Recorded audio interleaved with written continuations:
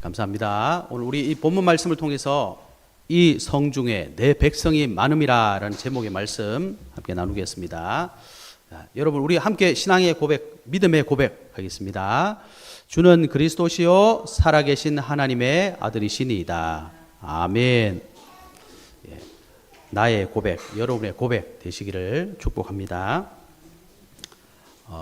부끄러운 얘기지만 제가 막 결혼하고 저희 집사람하고 같이 이제 중국에 들어가서 한 3년 반 정도 이렇게 살았는데요. 갈 때는 진짜 뭐 부푼 꿈을 가지고 갔는데 시간이 지나니까 그 꿈이 자꾸 내가 원하는 게 아니라 반대로 가는 거예요.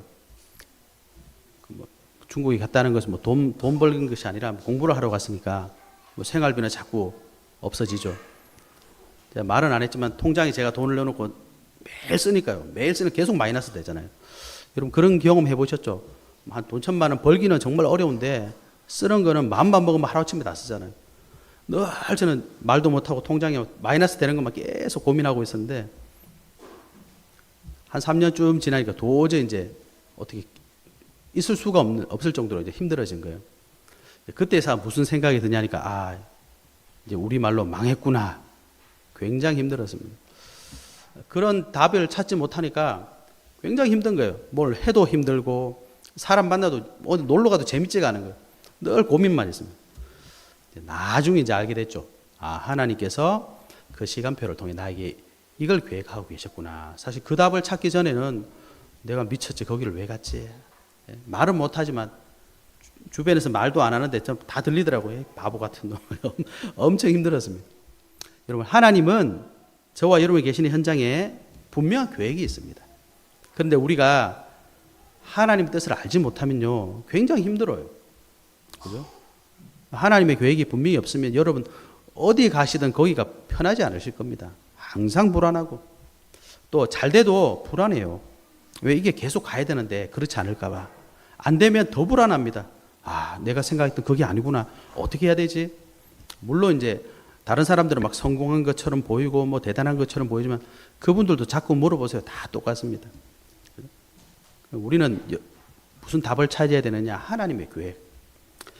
여러분 지금 우리가 사도 바울이 고린도에 사역하는 모습을 계속 보고 있는데요. 이 고린도라는 지역이요. 여러분 제가 뭐 말로 다 설명하지 못할 자료들이 너무 많이 있는데 한번 찾아보세요. 인터넷 들어가서 고린도 딱 치면요 내용이 쭉 나옵니다. 여기 지금도 이제 그리스 지역에 보시면 큰 우리나라처럼 반도가 있고 밑에 조그맣게 연결되어 가지고 그 밑에 이제 좀 섬처럼 이렇게 육지랑 연결된 곳이 있어요. 그 연결된 얇은 곳 거기가 고린도 지역이거든요. 거기는 동쪽 서쪽 다 바다예요. 지금도 보면 고린도 해협이라고 운하를 뚫어 가지고 밑에 섬을 돌아서 가면 너무 오래 걸리니까 이 해협을 만들어서 운하를 만들어서 지금도 이렇게 이용하고 있는 중이더라고요. 그래서 원래 이 지역은 양쪽이 다 항구가 있다 보니까 굉장히 무역이 발달했습니다. 무역이 발달했다는 게 뭐겠습니까? 여러 사람, 여러 문화. 그 당시에 문화로 하면 뭐가 들어오겠습니까? 전부 우상 문화잖아요.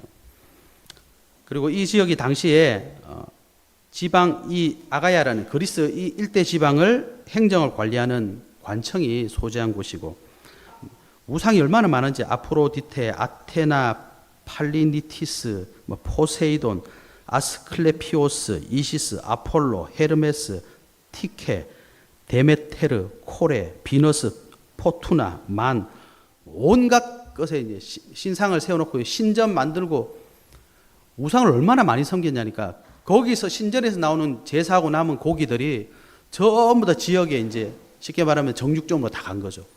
그래서 고린도서를 읽어보면 우상 제물에 대한 내용이 나오잖아요. 이걸 먹어야 되냐 말아야 되냐 왜 그러냐니까 너무 많은 신전에서 제사를 지내고 고기들이 많으니까 이제 도매로 다 풀린 거예요.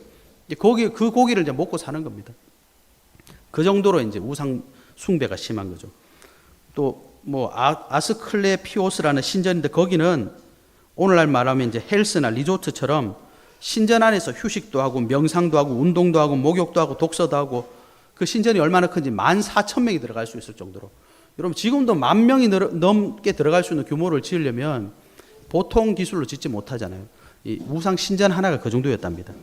거기에 원형 극장도 있고 정원 산책도 있고 완전히 뭐 어마어마한 규모로 그 신전들을 지어놨어요. 거기는 또 이스트무스라는 2년마다 열리는, 왜 우리가 그리스에서 나오는 올림픽 아시죠? 그런 것처럼 포세이돈과 그 아들 팔라이몬을 경배하기 위한 경기가 열리고 음악과 웅변과 연극 콘테스트가 있었다, 이렇게 돼 있더라고요. 이 좋은 면만 봐서 그렇습니다. 이 나쁜 면으로 보면 이런 말들이 있어요. 고린도화하다. 이거 엄청 나쁜 말입니다. 고린도 처녀, 엄청나게 나쁜 말입니다. 고린도식으로 놀다, 아주 안 좋은 말입니다. 고린도 여행하는 남자는 보통 남자가 아니다. 아주 은밀한 의미들이 담겨 있는 말들이 속담으로 만들어질 만큼 이 고린도는 여러 문화들이 뒤섞여 있는, 인종도 다양했어요. 헬라인, 유대인, 동방민족, 로마 사람들, 다양한 문화, 다양한 사람, 다양한 것들이 섞여 있으니까 이게 정착이 되면서 당연하다라는 분위기 속에 사람들이 살고 있는 거죠. 여기에 하나님께서 오늘 보면 사도 바울에게 11절에 보면 1년 6개월 동안 머물면서 복음을 전하게 하시는 겁니다. 장황하게 설명드리는데 이게 무슨 말이냐? 이게 저와 여러분의 현장이에요. 우리가 복음을 가지고 여러분 출근하시면 만나는 사람들이 다 어떤 사람입니까? 성령 충만한 사람을 만납니까? 우리 학생들 학교 가면 친구들이 어때요? 성령 충만한 사람들입니까? 아니에요. 정반대입니다. 얘기만 하면 불신앙, 얘기만 하면 세상 얘기, 얘기만 하면 거짓말, 나쁜 말, 그죠? 그걸 24시간 들어야 되잖아요. 그 속에 우리가 있는 겁니다. 근데 사도 바울이 여기서 1년 6개월 동안 있으면서 좀 나쁜 말로 표현하면 견뎌낸 거죠. 그런데 그 원동력이 뭐였느냐? 오늘 9절에 보니까 밤에 주께서 환상 가운데 바울에게 말씀하시되 두려워하지 말며 침묵하지 말고 말하라. 내가 너와 함께 있음에 어떤 사람도 너를 대적하여 해롭게 할 자가 없을 것이니 이는 이 성중에 내 백성이 많음이라 하시더라. 사도 바울이 그런 악하고 그런 엄청난 문화의 배경 속에 있는 그 고린도 현장에서 1년 6개월 동안 견딜 수 있었던 비결은 뭐냐? 넘어지지 않았던 비결은 뭐냐? 승리했던 비결은 뭐냐? 하나님 주신 위로와 하나님 주신 언약을 딱 붙잡아요. 그래서 여러분, 하나님의 언약을 붙잡으면 어떻게 되느냐? 일단 눈이 바뀌게 됩니다. 우리가 그냥 일반적으로 야, 저런 사람들이 있구나, 나쁘고 이렇게 막 보는데 사도 바울은 그거를 전부 다 하나님의 계획을 이루는 눈으로 바뀌었어요. 아, 저 사람은 저렇게 사니까 복음이 필요하구나. 이 현장은 이렇게 무너졌으니까 복음이 필요하구나. 그죠? 거기서 많은 사람들을 사도 바울은 살려냈습니다. 이 성중에 내 백성이 많음이라. 사도 바울이 있는 그 악한 현장에도 하나님은 생명 살릴 계획을 가지고 계셨어요. 저와 여러분이 계시는 그 현장에 아무리 악하고 아무리 힘들어도 하나님이 동일하게 이 성중에 내 백성이 많음이라 생명의 계획을 가지고 계신다는 사실. 여러분, 이걸 꼭 회복하셔야 됩니다. 그걸 회복하고 있으면요, 문제가 와도 문제 속에 다른 게 자꾸 보이는 거예요. 그래서 이 어려운 고린도에서 바울이 사역을 지속할 수 있었던 비결, 그게 바로 오늘 우리가 회복해야 될 세 가지 언약입니다. 즉 본질을 늘 사도 바울은 놓치지 않았습니다. 그래서 오늘 저와 여러분도 이 사도 바울처럼 하나님이 원하시는 본질을 꼭 회복하시고 여러분 현장에 가셔야 돼요. 그러면 하나님이 거기서 생명의 역사를 여러분을 통해서 반드시 이루고 계십니다. 여러분 어릴 때 소풍 가보셨죠? 소풍 가면 늘, 요즘에 잘 모르겠지만 저 어릴 때만 해도 늘 하던 행사가 있어요. 그게 뭐죠? 보물찾기. 해보셨죠? 그죠? 보물찾기. 보물찾기 하면, 자, 보물찾기 한다. 여기서 저기까지 가면 쪽지 같은 거 있잖아요. 다녀와. 저희 집 사람이 풀 같은 거 막 굉장히 싫어합니다. 벌레 같은 거.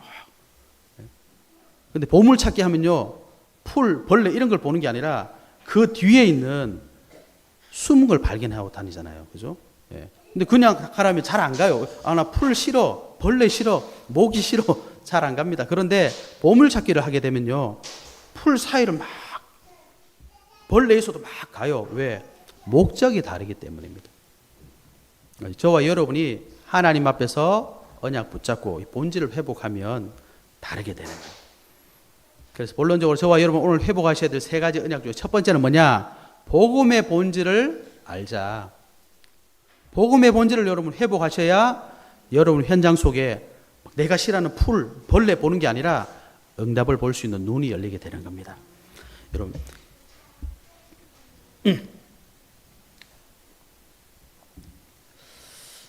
아덴에, 고린도 오기 전에 사도 바울이 아덴에서 사역을 했거든요.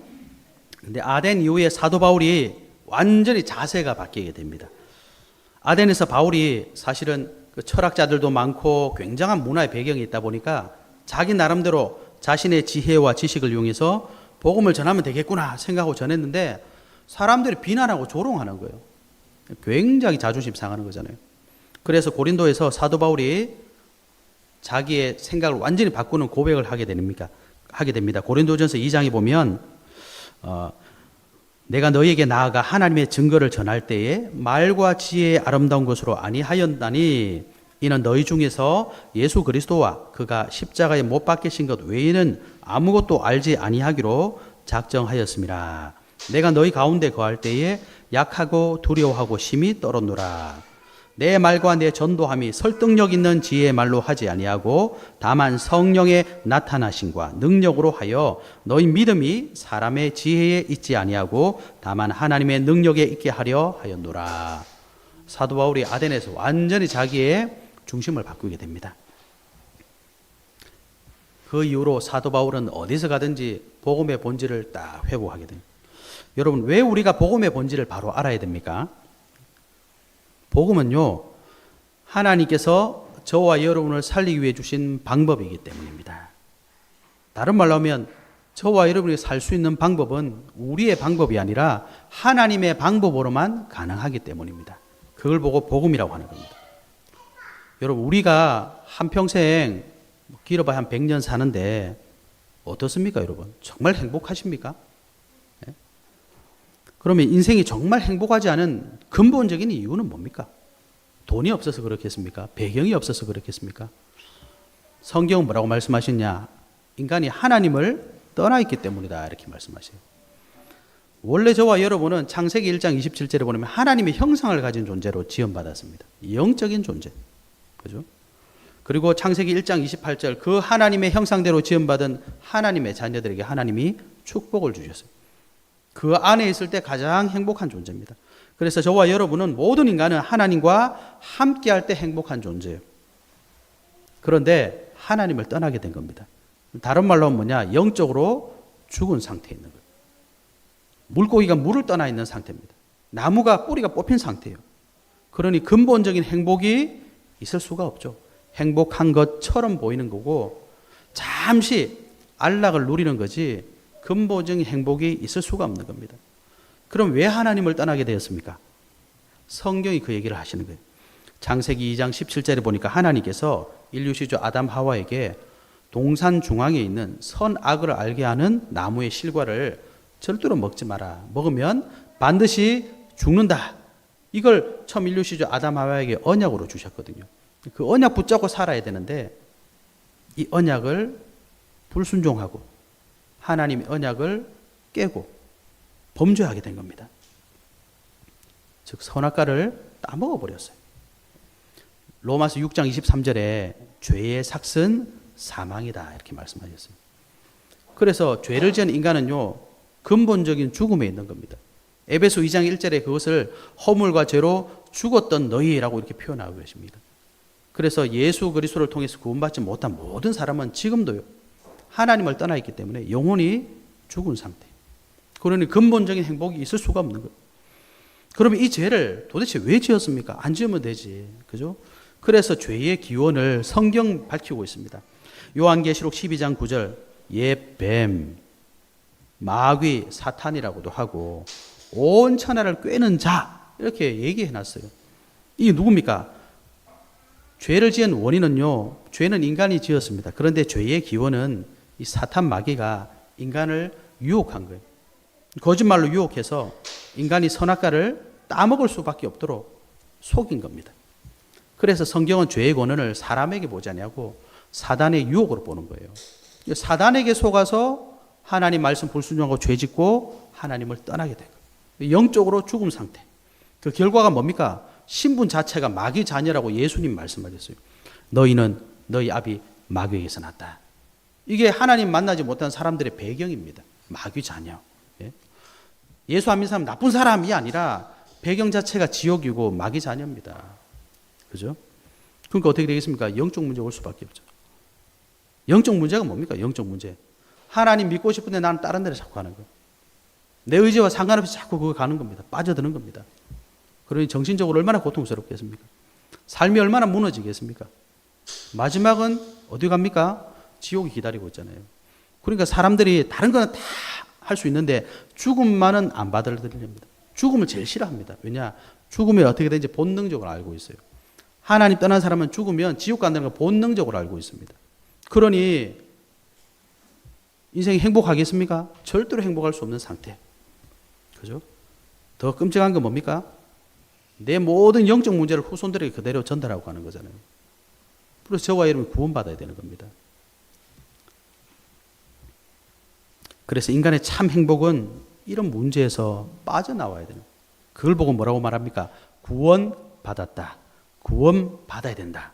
구원받는다. 이렇게 표현합니다. 구원받아야 됩니다. 구원받아야지만 인간은 참된 행복을 회복할 수 있는 거예요. 그런데 어떻게 구원받을 수 있습니까? 복음의 본질은 도대체 뭡니까? 사람들이 그래서 만든 겁니다. 그게 뭡니까? 종교예요. 네? 그래서 거기에 다 심취하는 겁니다. 그래서 종교적으로 심취하면 내 정신적으로 만족감을 얻어요. 심리적으로도 도덕적으로도 만족할 수 있습니다. 그런데 근본 문제는 해결받을 수 없어요. 그래서 사도행전 4장 12절에 그랬잖아요. 다른 이로서는 구원은 받을 수 없다. 왜 그렇죠? 천하 사람 중에 구원받을 만한 다른 이름을 우리에게 주신 적이 없기 때문에 종교는 하나님의 방법이 아니다 이 말입니다. 그래서 어떤 사람들은 열심히 노력합니다. 선행, 남들 도와주고 그러다 보니까 거기서 막 기쁨을 느끼고 행복감을 느끼고 정신적으로 만족하고 주변에서 인정받고 근데 그런 사람도 한번 실수해 보십시오. 나락으로 바로 떨어져 버려요. 그래서 이사야 64장 6절에 그랬잖아요. 우리의 선행은 무엇과 같다? 더러운 옷과 같다. 그죠? 더러운 옷. 우리 열심히 했는데 나중에 보니까 더러운 옷 같아요. 어떤 사람들은 철학, 과학 이런 걸 막 따라갑니다. 근데 골로새서 2장 8절에 분명히 말했습니다. 헛된 속임수, 세상의 초등 학문. 그 말은 뭡니까? 우리가 좋은 거 따라가고 철학 따라가고 하는데 그건요 끝이 없어요. 그죠? 끝이 없습니다. 그 말은 뭐겠습니까? 진리가 아니다 이 말입니다. 또 어떤 사람들은 이 문제를 해결하기 위해서 돈을 많이 벌려고 노력합니다. 권력을 막 따라갑니다. 그 다른 방법을 막 써봅니다. 그런데 가지면 가질수록 하면 할수록 뭐가 오느냐? 행복이 올 줄 알았는데 잠깐 기쁨은 와요. 그 뒤에 공허가 오고 혼돈이 오고 흑암이 찾아옵니다. 그죠? 그 말은 뭐겠습니까? 근본적인 문제에서 구원받을 수는 없다 이 말입니다. 돈 있으면 뭐든지 다 할 수 있잖아요.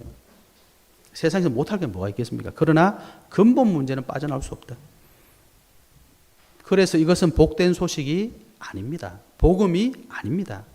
그럼 복음의 본질은 뭡니까? 하나님의 방법이 바로 복음의 본질입니다. 이 하나님의 본질인 복음이 어디에 기록되어 있습니까? 성경에 나와야죠. 하나님이 주신 복음의 본질은요. 창세기 3장 15절 여자의 후손으로 오실 거 되어 있어요. 출애굽기 3장 18절 희생 제물로 나를 대신해서 죽기로 작정되어 있습니다. 이사야 7장 14절에 보니까 처녀의 몸으로 오실 것이라고 말씀하셨어요. 이게 복음의 본질입니다. 이사야 53장 1절에서 6절에 보면 우리 모두의 죄악을 담당하시러 오시는 것이 복음의 본질입니다. 여기에는 우리의 노력도 종교적인 것도 그 어떤 것도 포함되어 있지 않습니다. 하나님의 방법이기 때문입니다. 그래서 이 성경에 나타난 하나님의 말씀대로 오신 분이 있어요. 그게 복음의 본질입니다. 마태복음 1장 18절에서 23절 한번 읽어보십시오. 동정녀 마리아의 몸으로 성령으로 잉태되어서 예수님이 오셨습니다. 이름이 뭡니까? 예수. 예수라는 뜻은 구원자라는 뜻이거든요. 그래서 이사야 7장 14절에 선지자의 말씀을 그대로 말씀하셨죠. 보라 처녀가 잉태하여 아들을 낳을 것이요 그의 이름을 임마누엘이라 해라. 그 말씀을 그대로 선포하셨습니다. 마태복음 16장 13절에서 19절 예수님의 제자들이 고백했습니다. 주는 그리스도시요 살아계신 하나님의 아들이시니이다. 이게 복음의 본질입니다. 고린도전서 15장 3절에서 4절 그랬죠. 성경대로 죽으셨다. 성경대로 다시 살아나셨다. 이게 복음의 본질입니다. 거기에는 우리의 것 하나도 포함될 수가 없습니다. 그래서 이분이 뭐라고 하셨냐? 요한복음 19장 30절에 다 이루었다 이렇게 선포하셨어요. 예? 그가 바로 예수 그리스도입니다. 복음의 본질은 뭐냐? 예수 그리스도가 복음의 본질입니다. 인간의 선행이나 우리의 노력이나 그 어떤 것도 절대로 들어갈 수가 없어요. 그래서 저와 여러분이 복음의 본질을 믿으면 어떻게 됩니까? 구원받게 됩니다. 종교를 만들어서 잘 섬기면 구원받는 게 아니라, 내가 선행하면 구원받는 게 아니라, 어떤 다른 지식으로 구원받는 것이 아니라 복음의 본질은 예수 그리스도를 믿으면 구원받는 거예요. 요한복음 1장 12절에 그렇게 말씀하셨습니다. 영접하는 자, 곧 그 이름을 믿는 자들에게는 하나님의 자녀가 되는 권세를 주셨다. 왜 그렇습니까? 복음의 본질이신 예수 그리스도는 사탄의 권세를 꺾으신 참 왕이시기 때문입니다. 요한일서 3장 8절에 분명히 말씀하시죠. 마귀를 멸하러 오셨다. 히브리서 2장 14절에 죽음을 통하여 죽음의 세력을 잡은 자, 곧 마귀를 멸하시며 이렇게 기록되어 있습니다. 복음의 본질이신 예수 그리스도는요, 로마서 8장 2절에 우리의 모든 죄 문제를 해결하실 참 제사장이시기 때문입니다. 복음의 본질이신 예수 그리스도는 요한복음 14장 6절 하나님 만나는 길이시기 때문에 그렇습니다. 그래서 예수 그리스도를 믿어야 구원받는 거예요. 이 본질을 저와 여러분이 회복하시면 뭐가 보이겠습니까? 현장에 구원받아야 될 사람이 보이게 되는 겁니다. 그전에는 뭐가 보입니까? 돈 많은 사람, 좋은 사람, 멋진 사람, 어떤 사람. 그리고 계속 보면 나는 어떻게 됩니까? 나는 없는 사람처럼 자꾸 보이는 거예요. 복음의 본질을 놓치면 저와 여러분은 이 고린도 같은 현장에서 살아남을 수가 없습니다. 그래서 갈라디아 1장 7절 8절 보면 사도 바울이 고백합니다. 다른 복음은 없나니 다만 어떤 사람들이 너를 교란하여 그리스도의 복음을 변하게 하려 함이라. 그러나 우리나 혹은 하늘로부터 온 천사라도 우리가 너에게 전한 복음 외에 다른 복음을 전하면 저주를 받을지다. 사도 바울이 이렇게 고백했습니다. 여러분 복음의 본질을 꼭 회복하시기 바랍니다. 그죠? 왜 그렇습니까? 우리는 늘 넘어지잖아요. 우리는 늘 약하거든요. 복음의 본질은 인간의 노력과 방법이 아닌 하나님의 방법인 예수 그리스도 뿐입니다. 이 본질을 회복해야 현실의 모습에 속지 않고 오히려 근장을 반드시 살리게 된 줄 믿습니다. 두 번째 저와 여러분이 회복하실 본질은 뭐냐? 인생의 본질을 똑바로 알아야 됩니다. 저와 여러분은 누굽니까? 예수 그리스도 믿고 구원받은 하나님의 자녀예요. 인생의 본질을 아는 게 왜 중요합니까? 우리가 인생의 본질을 회복하지 못하면 자꾸 우리 현장에서 갈등하게 되고 무기력하게 되고 또 무응답 속에 자꾸 구하게 됩니다. 마태복음 5장 13절에 보면 예수님이 뭐라고 표현하시냐? 너희는 세상의 소금이다. 소금이 맛을 잃으면 어떻게 되느냐? 사람들에게 밟히게 된답니다. 여러분. 구원받은 하나님의 자녀가 하나님의 자녀의 인생의 본질을 회복하지 못하면 현장을 살리기는커녕 사람들에게 자꾸 밟혀요. 사람들의 입에 오르내리고 자꾸 안 가야 될 곳에 가게 되고 안 해야 될 걸 자꾸 하게 되고 나만 자꾸 비참해지는. 전도서에 뭐라고 하셨냐? 1장 1절부터 11절에 쭉 읽어보시면 전도자가 누굽니까? 세상의 모든 부귀 영화를 다 누린 솔로몬 왕이잖아요. 그가 고백했습니다. 헛되고 헛되며 헛되고 헛되니 모든 것이 헛되다. 여러분 우리 인생이 별거 없습니다. 우리가 인생의 본질 놓치면 정말 헛됩니다. 인생이. 그죠?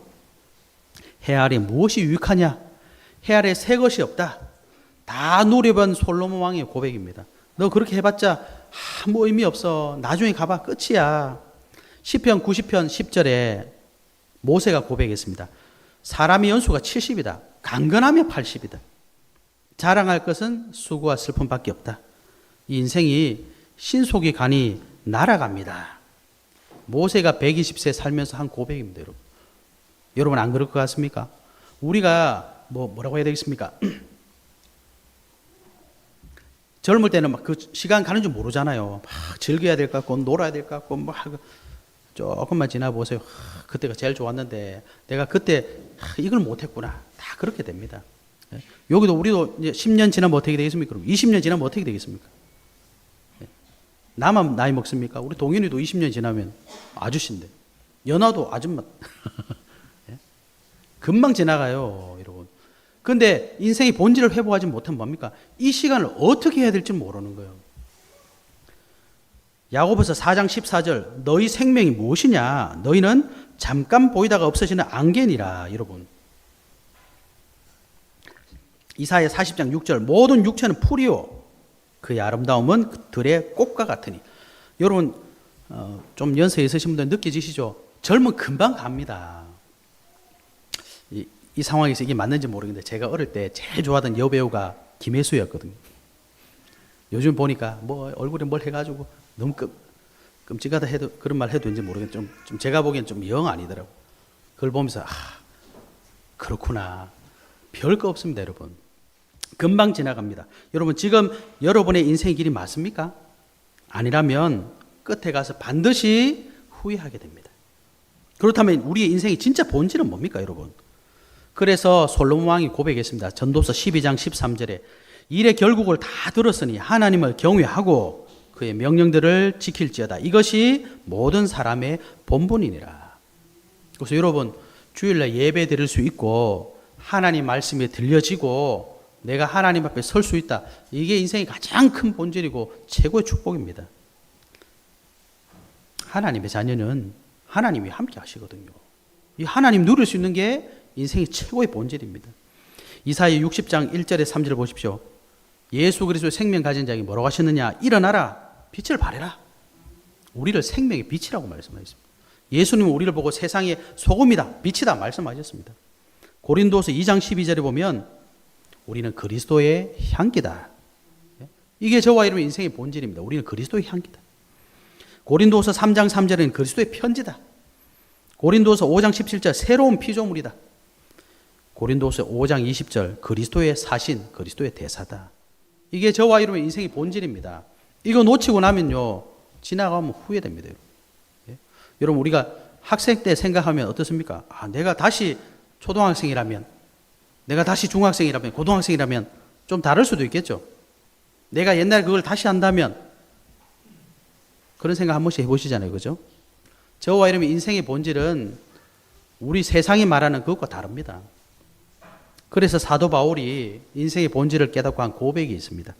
사도행전 20장 24절 내가 달려갈 길과 주 예수께 받은 사명 곧 하나님의 은혜 복음을 증언하는 일을 마치려 하면은 나의 생명조차 조금 더 귀한 것으로 여기지 아니하노라 고백했습니다. 디모데후서 4장 5절에서 8절에 보면 그러나 너는 모든 일에 신중하여 고난을 받으며 전도자의 일을 하며 네 직무를 다하라. 전제와 같이 내가 벌써 부어지고 나의 떠날 시각이 가까웠도다. 나는 선한 싸움을 싸우고 나의 달려갈 길을 마치고 믿음을 지켰으니 이제 후로는 나를 위하여 의의 면류관이 예비되었으므로 주 곧 의로우신 재판장이 그날에 내게 주실 것이며 내게만 아니라 주의 나타심을 사모하는 모든 자에게 도니라. 이렇게 고백했습니다. 사도 바울이 언제 이 고백을 했습니까? 일평생 복음 전하고 다니다 보니까 이런 고백이 나오는 겁니다. 그런데 사도 바울이 일평생 이 복음 운동 안 하고 이 고린도 같은 데 가지고 그래 먹자 마시자 먹고 마시고 죽자 인생 한 번이다 이렇게 생각했다면 이런 고백 절대로 하지 못합니다. 여러분 우리 인생의 본질은 뭡니까? 예? 돈 많이 버는 게 우리 인생의 본질입니까? 성공하는 게 본질입니까? 뭐 하는 게 본질입니까? 꼭 본질을 회복하시기 바랍니다. 인생 낭비하지 마시고 오늘부터 내 인생의 본질을 그리스도 안에서 꼭 회복하시는 은혜 있으시길 바랍니다. 세 번째 저와 여러분이 회복하셔야 될 본질은 뭐냐? 미래의 본질을 알아야 됩니다. 미래의 본질. 이게 무슨 말입니까? 예? 저와 여러분 미래를 생각하시면 어떻습니까? 좀 이렇게 성공하시고 이런 분들은 미래를 항상 밝게 보시더라고요. 그런데 막 사업도 안 되고 뭐도 안 되고 그러면요 미래가 어때요? 암울하잖아요. 다들 미래를 궁금해합니다. 사도 바울은 이런 고린도의 지역의 이런 모습들을 보면서 미래를 정확하게 알았어요. 미래가 뭡니까? 고린도의 미래는 멸망입니다. 여러분 복음을 막은 고대의 강국들, 영웅들 미래가 어떻게 됐습니까? 다 망했습니다. 복음을 막은 유대인들 미래가 어떻게 됐습니까? 예수님 말씀하셨어요. 이 예루살렘 성벽이 돌 하나 돌 위에 남지 않고 다 무너졌거든. 예? 예수님 십자가에 끌려가니까 예루살렘 여자들이 막 울 때 뭐라고 외치셨습니까? 나를 위해 울지 마라. 너와 네 자손들을 위해서 울어라. 로마 시대 때 기독교를 박해한 아주 악한 10명의 로마 왕이 있었습니다. 여러분 한번 찾아보십시오. 전부 다 비참한 최후를 맞았습니다. 복음을 그렇게 막고 종교는 아편이다 이렇게 말했던 공산주의가 100년을 못 넘겼어요. 여러분 우리 연예인들 중에도 존 레논 같은 사람들은요 기독교를 엄청 깠거든요. 마리는 뭘로 알고 보니까 귀한 목사님이 가가지고 뭘로시 당신은 예수 믿고 구원받아야 됩니다. 딱 거부했습니다. 철학자 니체 하나님 완전 우습게 봤습니다. 여러분 그 사람들의 미래가 어떻게 됐을 것 같습니까? 우리는 이미 지나서 다 알고 있잖아요. 죄송합니다. 정말 비참하게 생을 마감했습니다. 그럼 뭐 예수 방해했다 꼭 그렇게 되고 예수를 방해 안 하면 뭐 안 비참하단 말이냐? 그 말이 아닙니다. 미래가 자기들 생각에는 멋지고 좋을 것처럼 생각했는데 막상 미래가 딱 와보니까 비참한 거예요.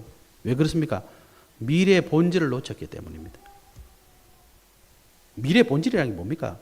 하나님께서 영세전에 창세전에 준비해 놓으신 미래가 따로 있다는 거예요. 하나님은 미래를 어떻게 인도하시느냐 따로 있다는 겁니다. 하나님이 즉 하나님 말씀이 말씀하신 미래의 본질은 뭡니까? 미래 방향은 뭡니까?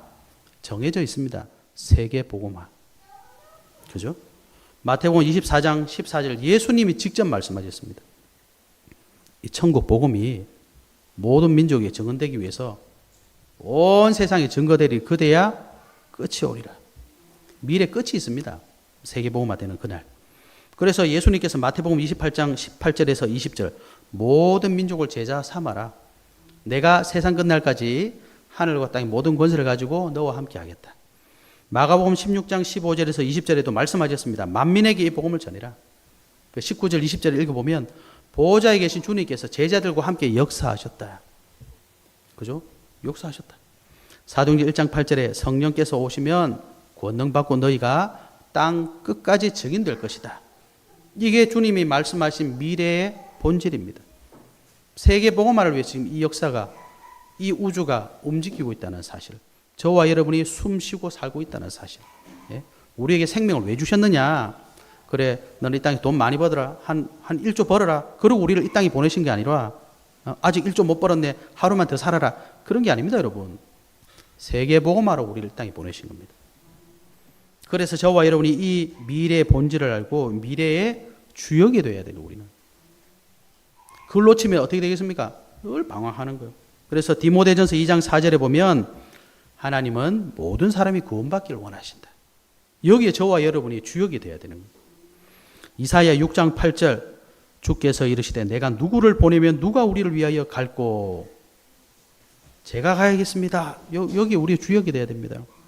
마태복음 9장 36절에 38절 추수할 것은 많되 일꾼이 적으니 일꾼을 보내주소서 하라. 저와 여러분이 이 일꾼이 되어야 됩니다.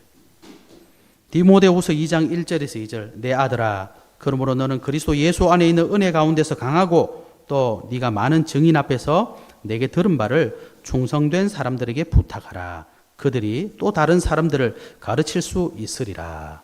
제자가 되어야 됩니다. 그래서 사도 바울이 이 사실을 알고 어디로 찾아갔습니까? 회당으로 찾아간 거예요. 사도행전 17장 1절, 18장 4절, 19장 8절 회당에 가서 후대들에게 이 복음을 전한 겁니다. 왜? 하나님은 이들을 통해서 미래를 인도하실 것이니까. 그 복음이 지금 우리에게, 우리 교회에 지금 이 시대에 전달된 겁니다. 어디를 향해서 가고 있습니까? 우리 미래는 세계 복음을 향해서 반드시 가고 있습니다. 그래서 우리 교회가 뭐라고 말합니까? 237개 나라를 살립시다. 이 시대를 치유합시다. 후대들을 영적 서밋으로 세웁시다. 왜요? 하나님이 원하시는 미래가 그거니까요. 세계 복음하니까. 우리가 그걸 완성하는 것이 아니라 우리의 후대들, 우리의 또 다른 후대들, 그들에 의해서 완성될 것이기 때문에 우리는 그 미래 본질을 알고 거기에 도전하는 겁니다. 무모한 도전이 아니라 바보 같은 짓을 하는 게 아니라 쓸데없는 짓을 하는 게 아닙니다. 하나님 미래 본질을 우리에게 말씀하셨기 때문입니다. 그죠? 그래서 결론입니다. 여러분, 오늘 사도 바울은 이 본질을 알았기 때문에 복음의 본질, 복음이 도대체 뭐냐? 저 봐라, 저 사람들, 저 현장 봐라. 도대체 복음이 뭐냐? 저 사람들 살릴 수 있는 방법이 복음이다. 예수 그리스도 말고는 사람 살릴 수 없다는 복음의 본질을 알았죠. 나는 뭐 해야 되냐? 인생의 본질을 알았습니다. 미래의 본질을 알고 있었습니다. 복음 없는 나라 민족은 다 무너질 수밖에 없어요. 복음만이 미래 살릴 수 있구나. 이 복음의 본질을, 미래의 본질을 바로 알고 사도 바울은 가는 곳마다 현장을 살렸습니다. 그래서 여러분, 나에게 주신 가장 소중한 것을 아셔야 됩니다. 뭐가 우리에게 가장 소중합니까? 우리는 복음을 알고 있잖아요. 복음을 알고 있는 이 얼마나 소중한 줄 아셔야 됩니다. 예?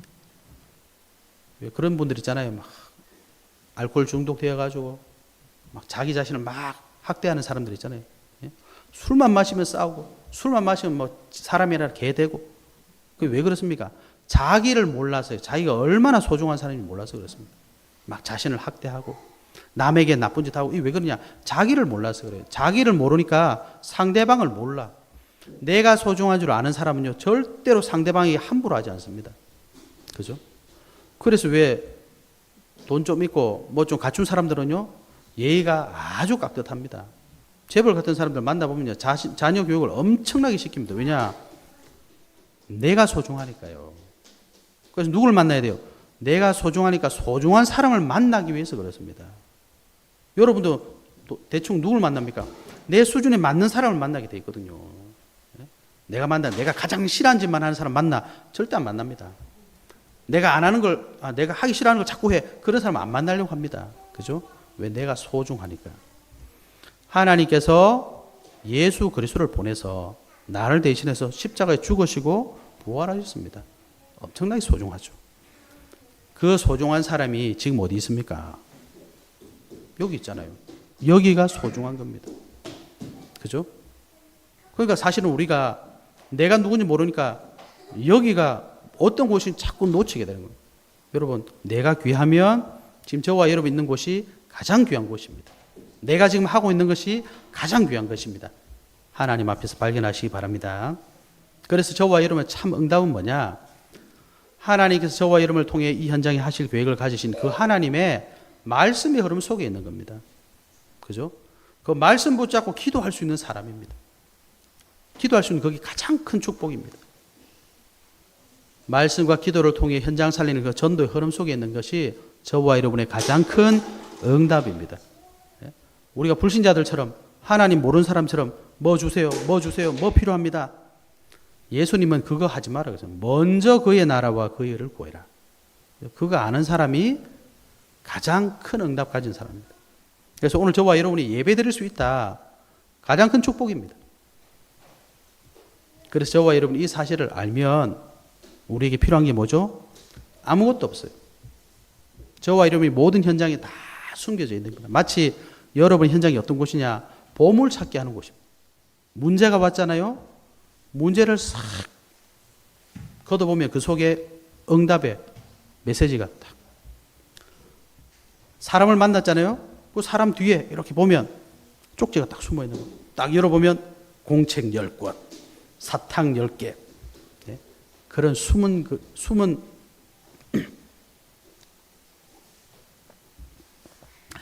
보물찾기 같은 그런 현장이라는 사실을 반드시 발견하게 됩니다. 그죠? 그럼 어떻게 되겠습니까? 기쁘죠? 기쁘지 않습니까? 보물찾기인데 쪽지 하나도 못 찾아서 기분이 어때요? 나는 하나도 없어. 그럼 친구들이 찾은 친구들이 막 줘요. 한 5개 찾으면 1개 주고 막 그러잖아요. 네. 찾은 친구는 기쁨이다 뛰어다닙니다. 여러분, 여러분에게 주신 현장은요, 여러분이 주신 문제는요, 하나님 주신 거예요. 하나님 반드시 계획이 있습니다. 이번 한 주 동안 하나님 나에게 주신 본질을 회복하심으로 그 속에 담겨있는 최고의 축복을 누리시고 기쁘게 뛰어다니는 한 주간 되시기를 예수 그리스도로 축복합니다. 하나님 감사합니다. 주신 말씀이 우리 사랑하는 성도님들의 모든 삶을 통해 성취되게 하옵소서. 살아계신 예수 그리스도 이름으로 기도하옵나이다. 아멘.